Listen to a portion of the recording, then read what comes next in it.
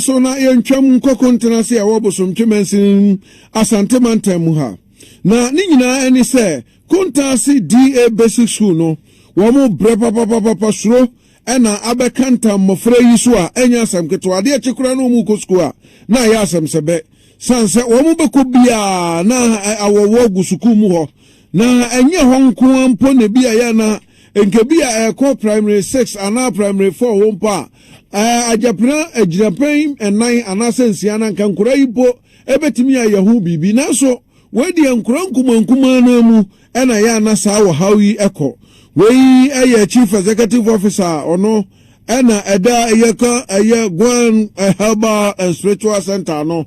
opanyin no de eniema hodo a esombe se eye Ghana sikai empumudu ena ode ekoche suku ya eno betimi aboa amo matimi aye niam ahodo a ono moye monodex bi ka ho ena fe projector wonom di be kire mofra na de ne no ena maami a woda suku no ano wono ede ensem bi madam Kwansa eda doctor say e kan sem we kan ho tani na busia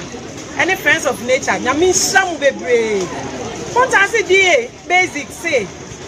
nyame nhram ye mi adi bebre efise ye nyame wa bebre na so sene ayi ono abokaye no kre aban ono kwantu mi nye enti ye nyina ye ka bomu a na etumi ye bafua enti na doctor ya na afamo enti ye ne ayaka ye sramu obi bia wo ba bibia oso wo mo bia no teachers tables chairs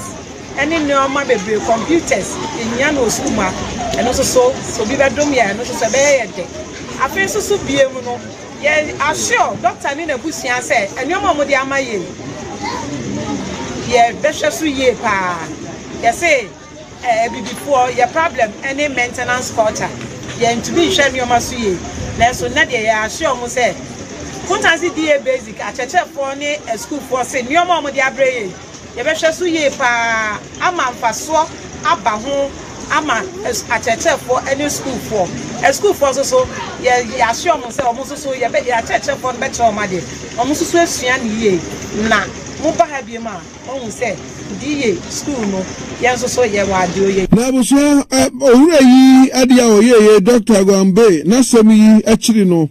awo no madana se ye school panyin adana se yi ene ono ankasa ede to awofo ene adesuafo na nim se wo mo nyini wo no ho pa so wo mo betumi abbo wo homode asua nwoma yie na no akiri no wasan ya hyebo se enchekora obesan ede eye amuwa no bi akwakopi so Dr. Gwambe yentie no once you share na always no na de bia na ban school no catch e wonye medu and the international schools no be we actually so ban school and international school nyina ba ko treasure and ba ko ba obi ti wo be kasa ban for na abon ne mum na tetia ka we mkwa na bia tetia ka de aban teachers ne famu no enye bi na de international for na de famu go international bo we assess kwa na ko kire mo ade we no be ko training ka nya fan team ne ho nkon ba se ba ne say na ko bi a de fan team no we actually bi an fan fan team no e mum na wo so ne mum na no akande bebre o me de mu enya ati se hase no ebi ani se projector na de ebre o me ebi ani ka o mo yi no ho ni mo se de be ya o menya saa de bi se de ehedin de ba za na be bi se bi a chani ni kura kire akora bi ade na so nya projector se a bi on ko be show bi e de ama enkwane hu a ba sa na wa bi bi o we nyina ni me bi a na no so no e ti de abre o na friends na empunya no so no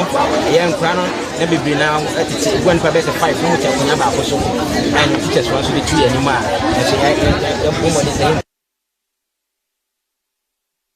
ya kontena si DA school wonu mu niam a wanya na emu ankomo